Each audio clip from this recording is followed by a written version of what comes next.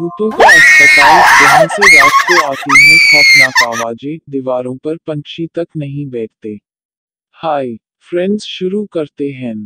भूत प्रेत की कहानियां को बचपन से हम अपने दादा दादी या फिर नाना नानी से सुनते चले आ रहे हैं। पर मऊ के अस्पताल वाले भूत के बारे में दावा किया जाता है कि यह किस्सा नहीं बल्कि सच्चाई है।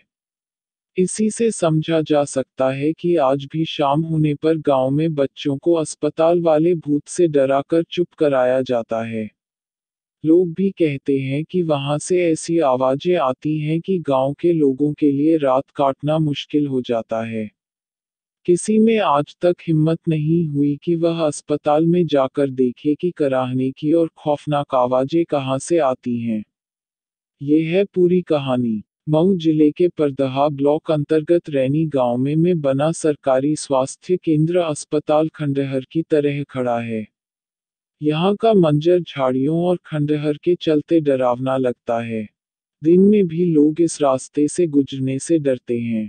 घनी झाड़ियों के बावजूद रास्ता इतना साफ दिखता है जैसे अभी किसी ने साफ किया हो, जबकि बताते हैं कि वहां सफाई नहीं होती।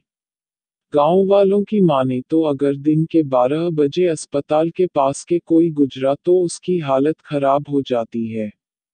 कई बार तो लोगों को लगता है कि अस्पताल में खूब भीड़ है और लोगों के रोने की आवाजें आती हैं।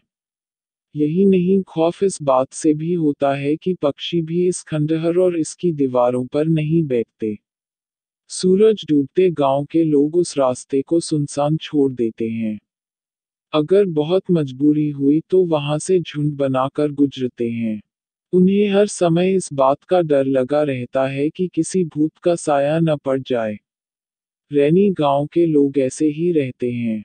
यह भी दावा किया जाता है कि आधी रात के समय उल्लुओं के रोने की आवाजें आती हैं।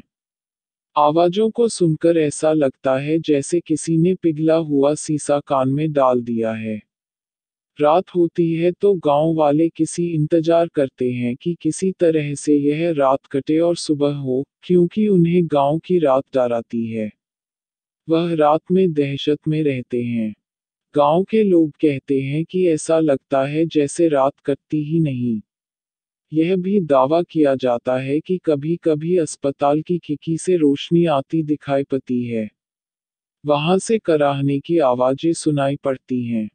गांव के लोगों की माने तो ये आवाजें लंबे समय से आती हैं, पर किसी में हिम्मत नहीं कि वो वहां जाकर देखे, इसकी पड़ताल करे।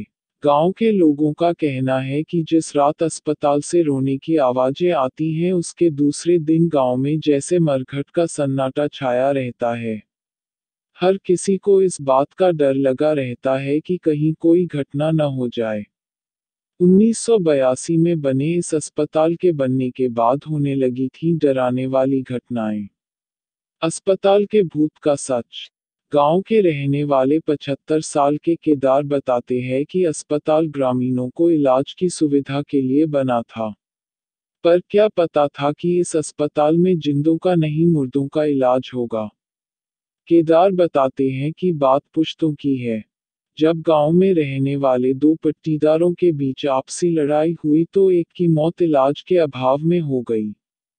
पर इसके कुछ दिनों बाद गांव में उन्हें इसी स्थान पर बैठे देखे जाने की बातें कही जाने लगी।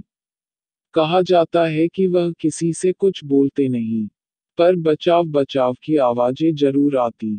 किसी की हिम्मत नहीं होती कि वहां जाए। इस घटना के कुछ दिन बाद उनका पड़ोसी भी गांव छोड़कर गया और उस परिवार का आज तक पता नहीं कहां चले गए। उसके बाद से जिनकी मौत हुई वह कभी यहाँ या फिर गांव के आसपास नहीं दिखाई पड़े। पर 1982 में जब पर यह चिकित्सा उपकेंद्र बनकर तैयार हुआ तो कुछ दिन बाद ही टूटने फूटने की आवाजें आने लगी। कुछ दिन तो लोगों ने नजरअंदाज किया, पर बाद में यह बढ़ता गया। यहाँ तक बताया कि जब अस्पताल के डॉक्टर चले जाते तो रात में अस्पताल का दरवाजा अपने आप खुल जाता। कुछ दिनों तक ऐसा लगा कि लापरवाही में डॉक्टर से खुला रह गया होगा। पर थोड़े दिनों बाद जब यह घटना सही लगने लगी तो रात के समय तेज रोने की आवाजें भी सुनाई पड़ने लगी।